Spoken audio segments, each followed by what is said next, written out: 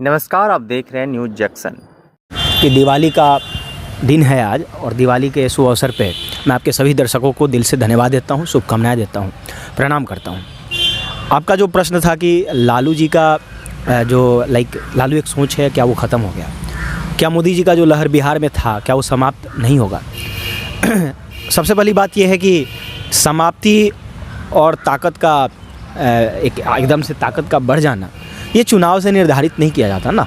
ये तो by election था ना बिहार में, और इस तरीके से बाई इलेक्शन राजस्थान में भी हुआ, हिमाचल में भी हुआ। हिमाचल में भाजपा ने जितना उपचुनाव हुआ सीटों पे सभी जगह उसने हारने का काम किया है। तो आप और बिहार में 2 सीट था, एक तो आप जानते भी होंगे, एक तारापुर था, एक कुशेश्वर स्थान था। दोनों जगह एनडीए ने चुनाव जीतने का काम किया है और वहाँ पे एनडीए की तरफ से जेडीयू अर्थात नीतीश जी का पार्टी दोनों सीट पे पुनः चुनाव जीतने का काम किया है। लेकिन आपको ये जानकारी तो होगा ही ना कि नीतीश जी के ही झोली में वो पहले भी दोनों सीट था, अभी भी उन्हीं के झोली में सीट है।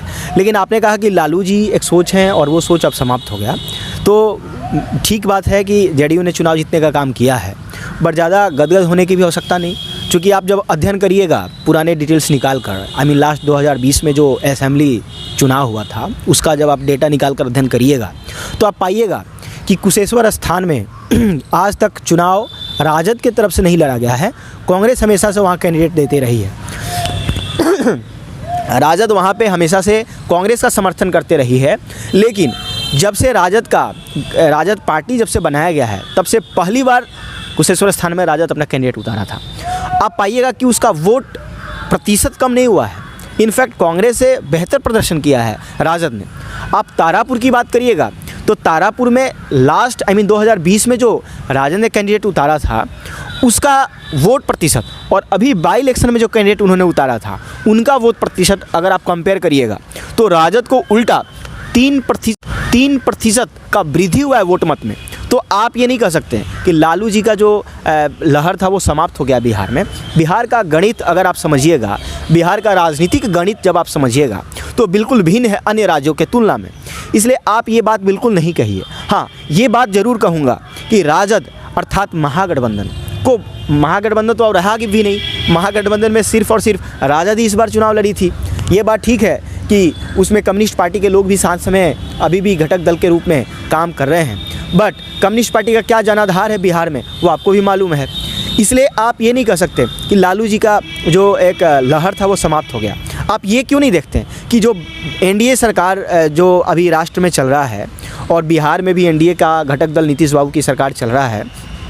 नीतीश बाबू कैंडिडेट उतारे थे तो सिर्फ नीतीश बाबू का कैंडिडेट वो नहीं थे, उनके साथ भाजपा वाले लोग भी सपोर्ट में थे, उनके साथ मुकेश सहनी की पार्टी वीआईपी भी सपोर्ट में थी, उनके साथ जीतन मांझी की पार्टी वो भी सपोर्ट में थी। यानी कि नीतीश जी अकेला चुनाव नहीं लड़ रहे थे, नीतीश जी कई पार्टियों के संग्रह में वहाँ पर अपना कैंडिडेट उतारे थे। लेकिन राजद तो अकेला था। राजद अकेला होने के बावजूद इन सभी लोगों को चुनौती स्वीकारने के लिए मजबूर कर दिया था। राजद का लोहा, ये बात को स्वीकारना पड़ेगा कि राजद का लोहा इन लोग को बहुत बेहतर तरीके से लेने का काम किया है। अर्थात हम ये कह सकते हैं कि वहाँ पे एनडीए के झोली में पुनः दोनों सीट जाने का काम तो ज़रूर हुआ।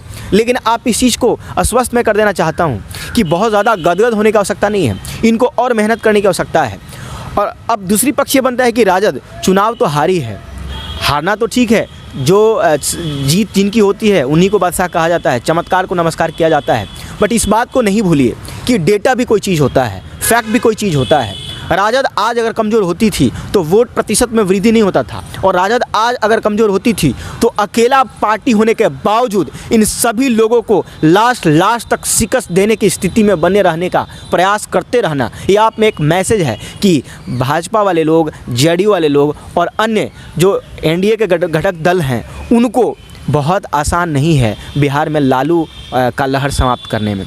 अर्थात यह लास्ट में मैं यही कहना चाहूँगा कि राजद को यहाँ पे सीखने का ये है कि आप राष्ट्रीय स्तर पे आप ऐसे मुद्दा पब्लिक डोमेन में ना प्रोजेक्ट करें जिससे आपका छवि धूमिल हो। जब भी राष्ट्र से संबंधित संवेदनशील मुद्दा हो वहाँ पे प्रखर तरीके से आप भारत का नेतृत्व करिए, बिहार का नेतृत्व करिए और वहाँ पे भारत सरकार का सपोर्ट भी करिए। हमेशा भारत सरकार का विरोध करना भी जायज़ नहीं है। जब भारत सरकार राष्ट्रहित में ही है, जब भारत सरकार राष्ट्रहित में जब कोई निर्णय लेती है तो भारत सरकार के साथ होना, मुझे लगता है राजद का पुनः आगमन के लिए एक कैटलिस्ट का काम करेगा, बैरियर का काम करेगा।